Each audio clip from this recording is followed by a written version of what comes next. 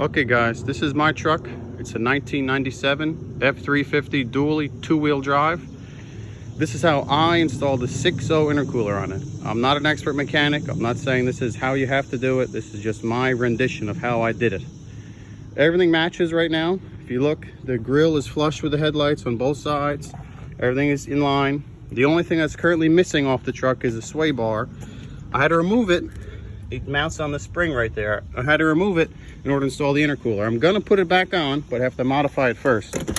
Now let me show you underneath the hood what I did there.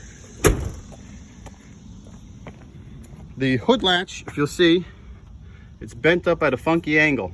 That's the only way to make it fit. You can still reach in there with your fingers to push it up, so it still works, but you have to bend that out of place.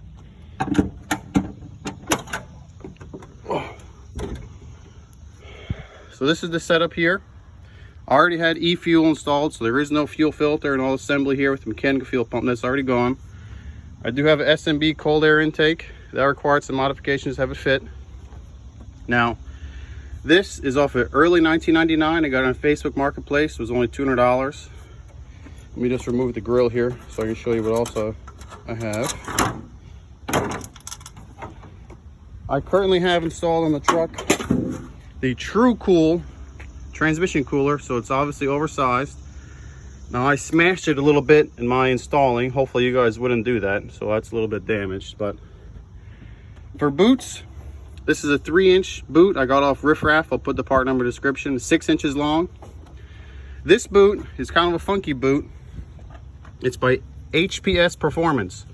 These pipes are off also in early 1999. I got on Facebook. They don't really match perfect. At least when I did it, they didn't match. But they make this offset boot. The center line of this boot and the center line of this boot are 1/2 inch apart. So it kind of fit this perfectly. It was only $30, so I'll put the link also in the description. The intercooler, it's a 6.0 intercooler. I got it also off Facebook Marketplace. Now to install it, you'll notice, see these black clips are broken.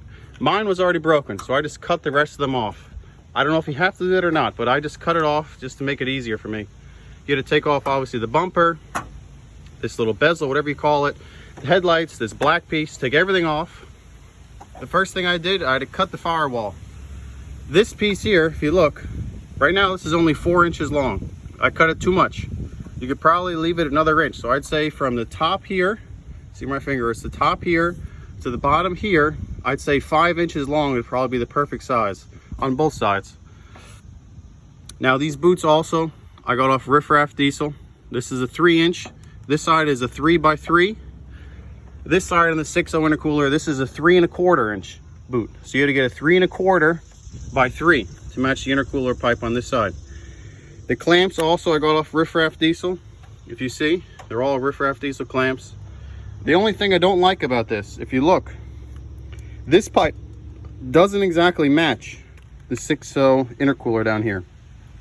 This pipe here, it's inserted about 3 inches inside the boot, so it's not going to come off, but it's not perfect. If you can see, it's a little bit on an angle. It's the only thing I don't like about this setup. Also, while I'm here, the early 99 cooler, it had 3 plugs here. This is a boost pressure sensor I have installed. These other 2 plugs, one I just put a regular plug. This was just a hole. I had to drill and tap so I can put a 1/8 NPT plug. This also was a hole. Had these little like fittings, I guess, for a hose to stick on, but we don't use these in these trucks. So I had to drill and tap, put a 1/8 NPT tap here as well. Now for the cold air intake, I saw someone mention something the other day about this. I had to cut it a little bit. If you see the corner, I had to cut the corner on the top, and also at the base of this box, there's like a little tab. I don't know if I can see it in the video. Oh, you can't really tell. But there's a little tab in the base of the box. You also had to cut it the same amount. Just on like, say, 45-degree angle. If you can see there, I cut that on a 45. This one I had to cut a little more, so it didn't touch there. Now, one thing, I don't know if this is correct, but this is what I did. This is the AC compressor. Came on the truck. It had these posts. If you see on this side, this post is complete. There's nothing in this post. Maybe it's for casting, I don't know.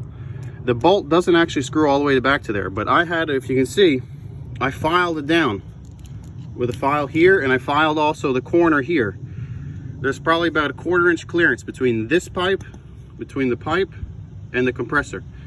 So far, it hasn't given me any issues. But for now, that's what it is. I don't know if it's going to give me issues in the future, but so far they haven't touched. There's been no marks on this pipe. Also, there's not much clearance between the AC line and the intercooler pipe as well.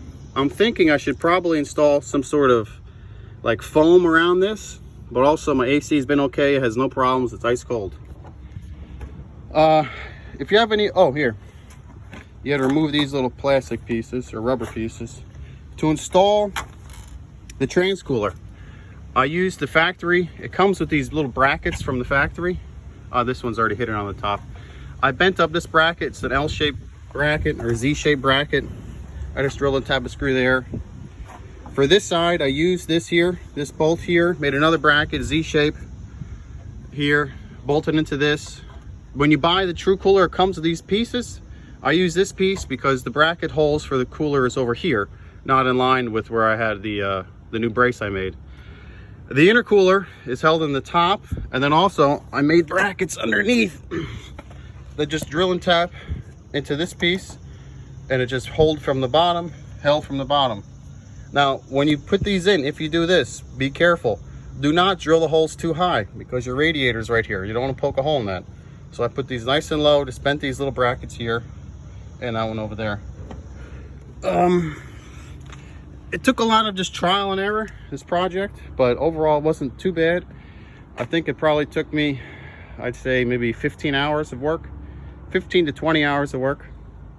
So far, I spent about $500 in all this.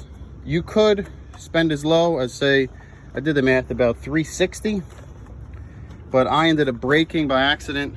I broke this clamp when I took it off. I was a little aggressive. These boots I just wanted new. You don't have to get them new, but I wanted them new. So that's an extra 50 bucks there. That's 20 bucks there. And then I bought some things that didn't work. So I'm kind of out that money, but this is what worked for me. So if you have any questions, let me know. I'm not an expert. This is just what I did. So far it works. There's really no performance gain. I've had no performance gain at all. I had a 0 to 60 time before, a 0 to 60 time after. I can put them in the link if you want, or put them down below if you want. They're the exact same time. It's like 8.5 seconds. Yeah, that's it. If you have any questions, let me know. Thank you. Bye.